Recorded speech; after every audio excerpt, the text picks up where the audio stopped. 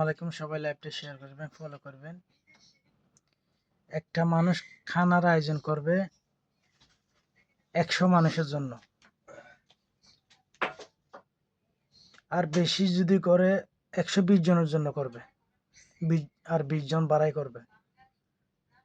তো একটা মানুষ দাওয়াত দিলে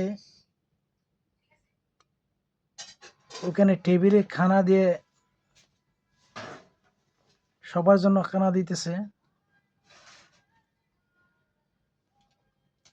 তো স্পেশাল খানা যেটা বাঁচি গেছে ওইটা তোমার নেওয়ার দরকার ছিল না। তো খানা যেই ঘরে আয়োজন যে করে তে বলতে পারে কত কত কষ্ট করে খানাগুলো তৈরি করছে, বুঝছেন? এরকম কেউ যদি দাওয়াত দেয়, ইনভাইট করে, আপনারা সিধা আপনার রিজিকে যেটা আসে সেটা খাবেন, তার বাইরে খাবেন না, বুঝছেন? এটা কাজটা কিন্তু ভালো করছেন। যেটা বাঁচি গেছে সেটা আপনি নিয়ে গেছেন, যেতগুলো নিছেন আপনার পুরা ফ্যামিলি তো খাইতে পারবে। এটা এটা কি করছেন? এরকম কাজ করিও না, বুঝছেন?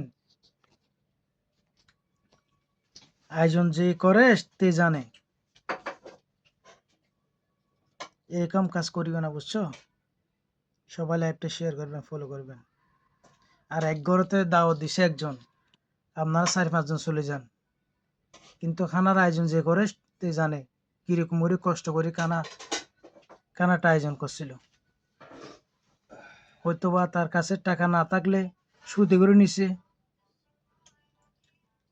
কিস্তি নিছে, নইলে জায়গা জমিন বেশি করে আপনাদের খানার আয়োজনটা করছে এই মাসার মান বাঁচার জন্য।